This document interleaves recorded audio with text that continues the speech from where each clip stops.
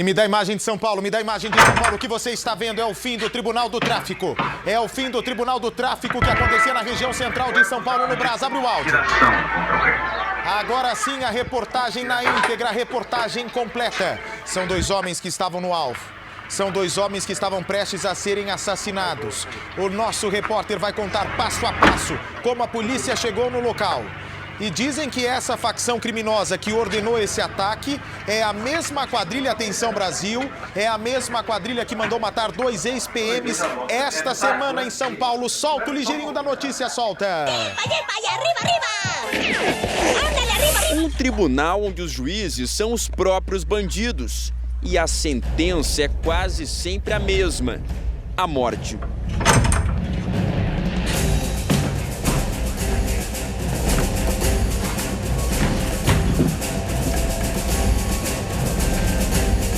Uma prática que era restrita a comunidades. E agora, a revelação que surpreendeu a polícia. O Tribunal do Crime acontecia em meio ao movimento frenético da área central de São Paulo. A sessão de tortura, interrompida pelos policiais, acontecia aqui no Brás, bairro conhecido pelo comércio de roupa. Em meio a tantas lojas, um prédio que nunca levantou suspeita dos policiais, até a revelação de que ali agiam integrantes da maior facção criminosa de São Paulo. Quando os policiais chegaram, o veredito já havia sido anunciado.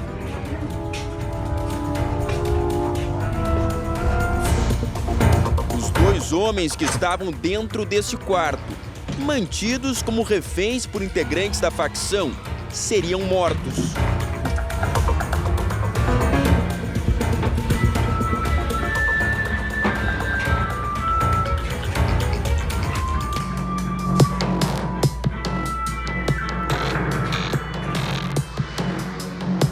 Uma denúncia anônima trouxe a polícia até este endereço.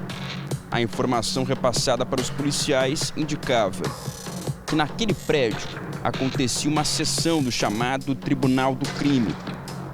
Quem comandava eram dois criminosos ligados à maior facção que atua dentro e fora dos presídios de São Paulo.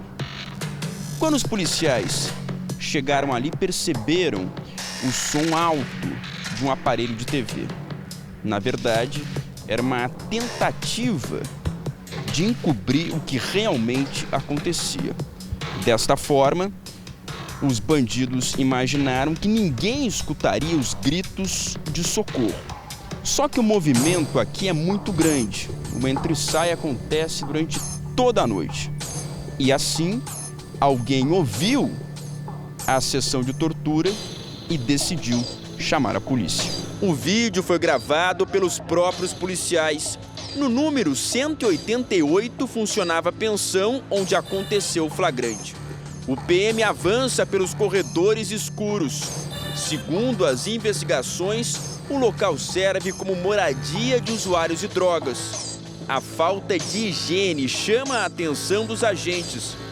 A escada estreita dá acesso ao quarto do horror. Paredes sem pintura. Roupas estendidas nos corredores e lixo espalhado no chão. A polícia finalmente chega ao local onde acontecia o Tribunal do Crime. É um quarto pequeno e bagunçado.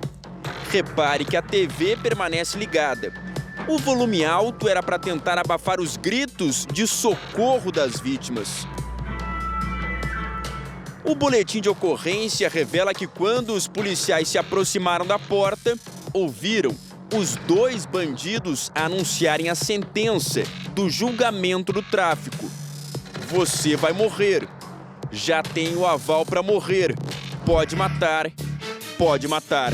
Ouvimos alguns gritos, como se fosse ameaça. Mata ele, você vai morrer.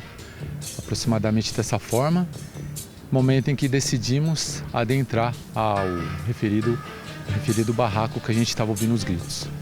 E ao adentrar o barraco, a gente localizou dois indivíduos ajoelhados, mais outros dois indivíduos com a faca sobre o pescoço dessas duas vítimas.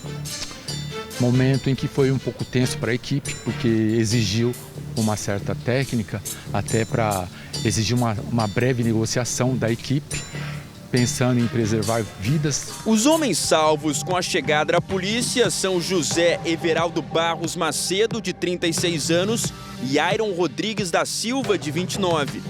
O motivo que levou a dupla para o banco dos réus do Tribunal do Crime surpreendeu os investigadores. Iron é acusado de abusar sexualmente de uma garota de 14 anos e, por isso, foi condenado pela facção criminosa. Então, umas 2 semanas para quase um mês. A segunda vítima, que também seria morta no Tribunal do Crime, é o pai da menina. José Everaldo foi condenado porque, segundo os agressores, não fez nada para impedir que a filha fosse violentada por Iron. Na delegacia, não havia registros sobre o suposto abuso, que agora será investigado. O pai nega, diz que estão confundindo as informações e diz que a filha não foi violentada, porém os supostos sequestradores afirmam essa versão. Para os policiais, o Tribunal do Crime na região do Brás mostra a ousadia da facção criminosa. Esse mesmo grupo que comanda o crime organizado teria ordenado também a execução de 2 ex-policiais militares em São Paulo. Eudes foi baleado a menos de 50 metros de casa. A vítima morava nesse prédio, no primeiro andar. Segundo a esposa, ele recebeu uma ligação no celular, atendeu e saiu do apartamento.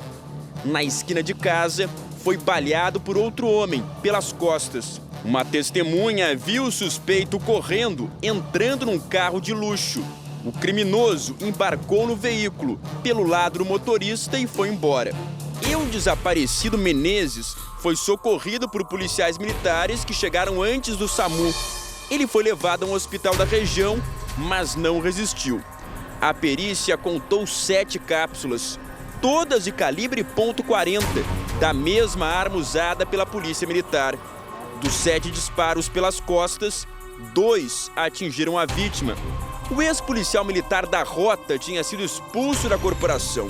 Ele era suspeito de fazer parte de grupos de extermínios agindo a mando da facção. Em 2010, Eudes chegou a ser preso. Segundo a Polícia Civil e o Ministério Público, ele participou de pelo menos 7 homicídios. Na época, foram apreendidas na casa dele munições e toucas ninja. Os investigadores acharam também este silenciador. Ele ainda teria atuado como mercenário para empresas dos Estados Unidos e Inglaterra durante a Guerra do Iraque. Mas o ex-PM não teria sido o único militar que virou alvo da facção criminosa nos últimos dias em São Paulo. Um outro policial expulso da corporação está desaparecido e pode ter sido vítima da quadrilha. Radamés Silva Donete, de 36 anos, desapareceu na última terça-feira em Santo André, no ABC Paulista. Para as autoridades, os crimes são mais do que uma coincidência. Os ataques aos ex-PMs estão sendo atribuídos à maior facção do estado de São Paulo. A informação foi confirmada por fontes da Record TV. A hipótese é de que o grupo estaria eliminando aliados envolvidos no assassinato de Rogério Jeremias de Simone, o GG do Mangue, que era o número 1 do bando em Liberdade. GG foi morto na região metropolitana de Fortaleza em fevereiro. Os investigadores acreditam que os 2 ex-PMs eram ligados a Gilberto Aparecido dos Santos, conhecido como Fuminho, e apontado como o mandante da morte de GG. A execução dos 2 ex-policiais militares teria sido ordenada por integrantes da facção que foram contra o assassinato de GG do Mangue. O crime aprofundou o racha na quadrilha que age dentro e fora dos presídios de São Paulo. Agora, os aliados de GG tentam vingar a morte dele e, ao mesmo tempo, isolar Fuminho, apontado como o mandante da execução. Fuminho é procurado pela justiça brasileira e estaria escondido na Bolívia. As autoridades investigam agora como são organizadas as ações do Tribunal do Crime. Os casos mais recentes seriam a prova de que os chefes da facção monitoram não só integrantes da quadrilha que cometem crimes não permitidos, como também policiais que acabaram mudando de lado e viraram integrantes do crime organizado.